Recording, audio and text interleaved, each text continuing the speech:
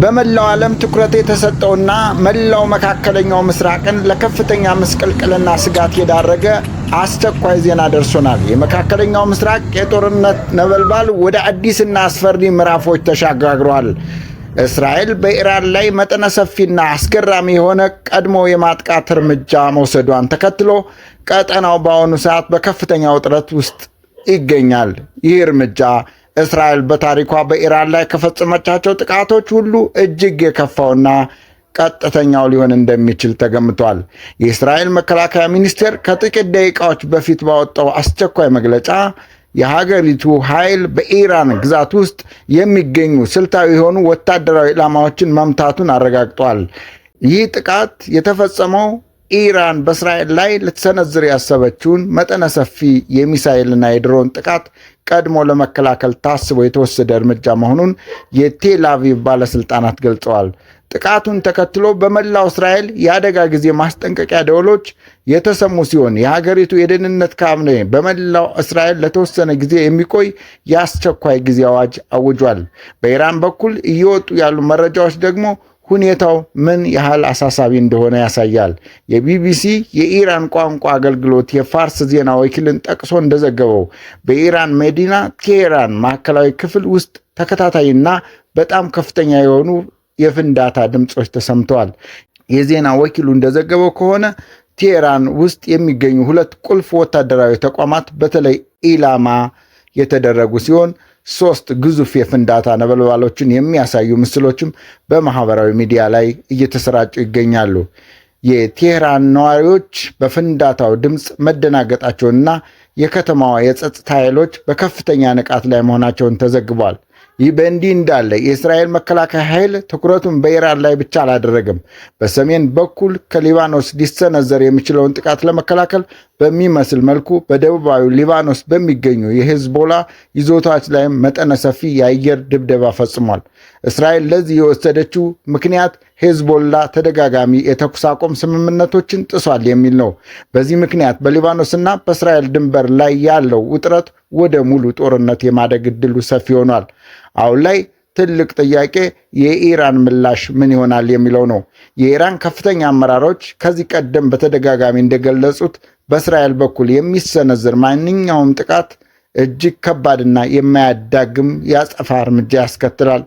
የእስራኤል መከላከያ ሚኒስቴር ይህንን ስጋት በመገንዘብ ከኢራን በኩል የሚሳኤልና የረጅም ርቀት ድሮኖች ጥቃቶች ሊሰነዘሩ ስለሚችሉ መላው የእስራኤል ሕዝብ በአቅራቢያው ወደሚገኘው የቦምብ መጠለያዎች እንዲጠጋ ጥሪ አቅርቧል።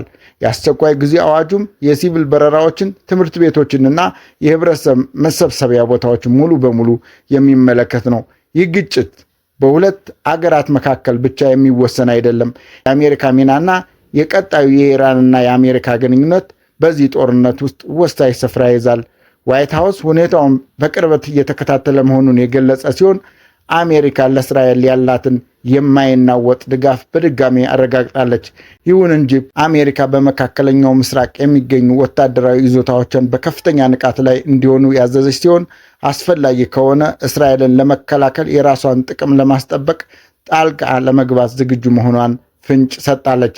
በኢራንና በአሜሪካ መካከል ያለው ግንኙነት ደግሞ ከዚህ ጥቃት በኋላ ወደ ከፋ ደረጃ ሊወርድ ይችላል። ኢራን እስራኤልን ይህንን ድፍረት ያገኘችው ከአሜሪካ በሚደረግላት የቴክኖሎጂና የደህንነት መረጃዎች ድጋፍ ነው ብላ ታምናለች። ስለዚህም የኢራን የአጸፋ እርምጃ ቀጥታ እስራኤልን ብቻ ሳይሆን በመካከለኛው ምስራቅ የሚገኙ የአሜሪካ የጦር ሰፈሮችን ሊያካትት ይችላል የሚል ስጋት በዓለም አቀፍ ተንታኞች ዘንድ አለ። ይህ ደግሞ አሜሪካን በቀጥታ ወደ ጦርነት ሊያስገባት የሚችል አደገኛ ሁኔታ ነው። ከኢኮኖሚ አንጻርም ይህ ጥቃት በዓለም አቀፍ ደረጃ የነዳጅ ገበያ ላይ ከፍተኛ መናወጥ ሊፈጥር እንደሚችል ይጠበቃል። የሆርሙዝ ስትሬት በኢራን ቁጥጥር ስር ያለ ቁልፍ የነዳጅ ማስተላለፊያ መስመር በመሆኑ ኢራን ይህንን መስመር ልትዘጋ ትችላለች የሚል ስጋት የነዳጅ ዋጋ በአንድ ጀንበር እንዲንር ሊያደርግ ይችላል። በአጠቃላይ እስራኤል የወሰደችው ቀድሞ የማጥቃት እርምጃ መካከለኛው ምስራቅን ወደማይታወቅ አቅጣጫ እየመራው ይገኛል።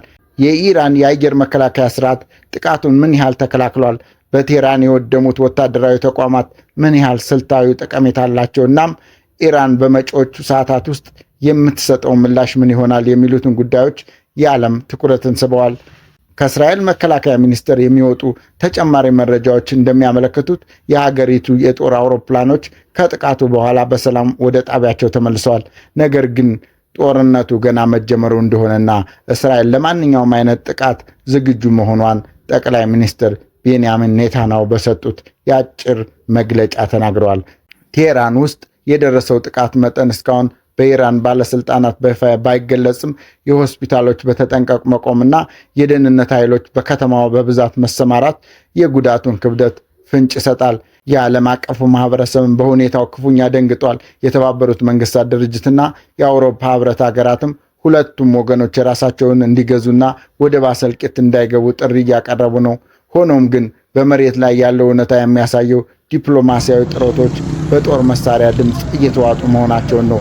የኢራንና የአሜሪካ ጉዳይም ካሁን በኋላ በኒውክሌር ስምምነት ወይም በንግግር የሚፈታ ሳይሆን በኃይል ሚዛን የሚወሰን ወደሚመስል ደረጃ ተሸጋግሯል። አሜሪካ ለኢራን የምትሰጠው ማስጠንቀቂያና ኢራን ለአሜሪካ የምትሰጠው ምላሽ የቀጣዮችን ጥቂት ቀናት የዓለምን ሰላም ይወስናሉ። እኛ ይህንን ተለዋዋጭና አሳሳቢ ዜና በቅርበት እየተከታተል ለእናንተ የምናደርስ ይሆናል። በመካከለኛው ምስራቅ የሚከሰቱ አዳዲስ መረጃዎችና ትንታኔዎችን ለማግኘት የቻናላችን ቤተሰብ ሁኑ።